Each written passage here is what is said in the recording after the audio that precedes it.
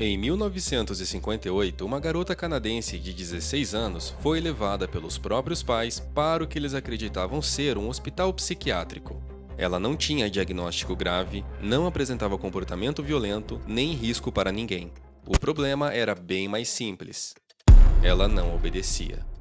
O nome dela? Lana Ponting.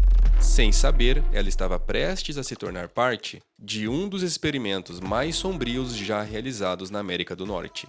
Um experimento financiado pela CIA, criado durante o auge da Guerra Fria, com um único objetivo: entender até onde a mente humana podia ser controlada. 66 anos depois, Lana decidiu levar esse passado aos tribunais. Hoje, vamos conhecer a história dela. 1958 foi um ano marcado pelo medo. Os Estados Unidos e a União Soviética disputavam poder, influência e informação. Tudo era visto como uma ameaça potencial. Relatórios vindos da Guerra da Coreia afirmavam que soldados americanos haviam sido reprogramados pelo inimigo. O termo lavagem cerebral começou a circular dentro dos serviços de inteligência. A partir dali, uma ideia ganhou força. Se eles não aprendessem a controlar a mente humana, alguém aprenderia primeiro. Foi nesse clima de paranoia que surgiram projetos apressados, secretos e moralmente indefensáveis. Um deles ficou conhecido como MK-Ultra ou MK-Ultra, tão secreto que a maioria dos documentos foi destruída antes mesmo de o público saber que ele existia.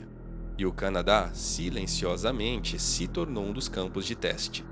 Quando Lana chegou ao Instituto Allen Memorial, em Montreal, o prédio não parecia um hospital comum.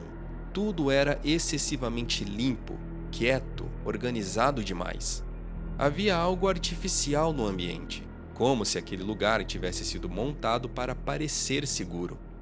Ela não fazia ideia de que tinha acabado de entrar em um laboratório da Guerra Fria. O Allen Memorial não era um hospital qualquer. Ele fazia parte da Universidade McGill e era considerado, na época, um dos centros psiquiátricos mais avançados do mundo. Por fora, era visto como um lugar de tratamento moderno, científico, respeitável. Um espaço frequentado por médicos renomados, financiado por grandes instituições e associado a pesquisas de ponta. O que quase ninguém sabia, nem mesmo muitos dos pacientes, era que por trás dessa reputação, o hospital servia como campo de testes para experimentos secretos financiados pelo governo dos Estados Unidos. A CIA enviava recursos, os médicos aplicavam os métodos, e os pacientes, dá para afirmar que não sabiam no que estavam envolvidos. Foi nesse ambiente, apresentado como seguro e terapêutico, que Lana foi internada, sem chance de escolha. De acordo com os registros médicos obtidos décadas depois, Lana passava por dificuldades comuns para uma adolescente. A família havia se mudado de Ottawa para Montreal. Ela havia fugido de casa algumas vezes. Tinha amigos que os pais não aprovavam, mas nada fora do normal. Anos mais tarde, Lana resumiria que ela era só uma adolescente comum. Mesmo assim, após um pedido dos pais, um juiz determinou que ela fosse internada para tratamento psiquiátrico. Uma decisão que mudaria completamente o rumo da sua vida. Dentro do Allen Memorial, Lana deixou de ser uma adolescente. Ela passou a ser um caso, um número, nada mais do que um sujeito de pesquisa. Mais de 100 instituições nos Estados Unidos e no Canadá participaram de experimentos semelhantes. Mas em Montreal, tudo girava em torno de um único nome: Dr. Ewan Cameron. Ele era professor da Universidade McGill, psiquiatra respeitado internacionalmente. Na época era visto como um pioneiro, mas hoje seu nome é lembrado como símbolo de um colapso ético completo. Cameron acreditava que a mente humana podia ser apagada, como um quadro negro. Funcionava assim: primeiro, ele eliminaria memórias, depois, personalidade, por último, a identidade da pessoa. A partir daí, tentaria reconstruir tudo do zero. O método recebeu o nome de Psychic Driving, ou em português, condicionamento psíquico. Na prática, isso significava dias, às vezes semanas, de sedação constante, isolamento extremo, contenção física e exposição contínua a mensagens gravadas. As fitas tocavam por horas, em alguns casos até 20 horas por dia. Lana lembra de uma frase específica repetida sem parar. Você é uma boa menina. Você é uma menina má. A mesma gravação. De novo e de novo. Ela ouvia acordada, ouvia dormindo, não havia pausa. Os prontuários médicos mostram que Lana recebeu uma combinação pesada de substâncias: LSD, amital sódico, dexedrina e óxido nitroso. Em uma das anotações, Cameron escreveu: A paciente tornou-se extremamente tensa e violenta após a administração de óxido nitroso, jogando-se para fora da cama e gritando. Aquilo não era tratamento e não era terapia. Era condicionamento humano, disfarçado de ciência. Quando Lana deixou o hospital, algo tinha sido perdido. E ela não foi a única. Outros sobreviventes relataram o mesmo padrão. Entraram por estresse, conflitos familiares ou depressão leve, e saíram sem conseguir lembrar de partes inteiras da própria vida. Alguns esqueceram aniversários, outros não lembravam da infância. Houve quem precisasse reaprender a ler, se vestir e até andar. A perda da memória não foi um efeito colateral, era justamente o objetivo. Cameron queria destruir a mente para depois reconstruí-la. Nunca conseguiu. O que ele realmente apagou foi a identidade.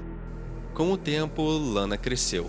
Ela casou, teve filhos, mudou-se para Manitoba. Por fora tudo parecia normal, mas por dentro não. Ela conviveu com ansiedade por décadas. Precisou de medicação contínua e sofria com pesadelos que não sabia explicar. Acordava gritando, sem entender o motivo. Quem fez aquilo com ela se certificou de que ela não lembraria.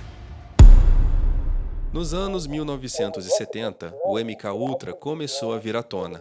O Congresso americano abriu investigações, mas quando os documentos foram solicitados, a maioria já havia sido destruída pela própria CIA.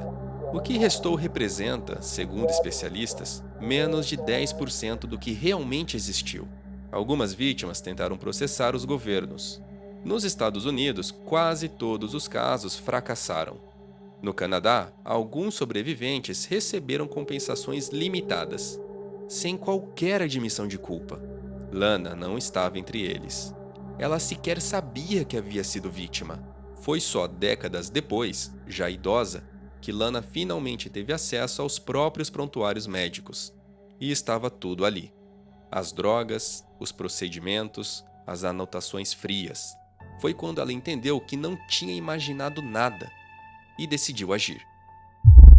Hoje, com mais de 80 anos, Lana Ponting é uma das autoras de uma ação coletiva contra instituições envolvidas nos experimentos do MKUltra no Canadá.